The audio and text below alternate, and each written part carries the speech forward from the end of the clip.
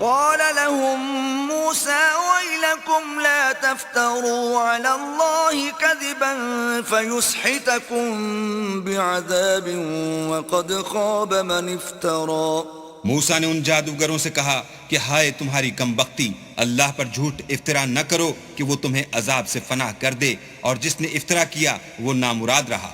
فتنازعوا امرهم بينهم واسروا النجوى. تو وہ باہم اپنے معاملے میں جھگڑنے اور چپکے سرگوشی کرنے لگے. قالوا ان هذان لساحران يريدان ان يخرجاكم من ارضكم بسحرهما ويذهبا بطريقتكم المثلى.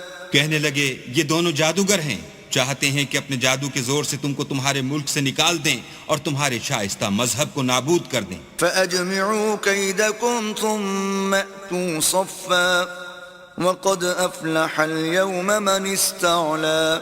تو تم جادو کا سامان اکٹھا کر لو اور پھر قطار باندھ کر آؤ، آج جو غالب رہا وہی کامیاب ہوا.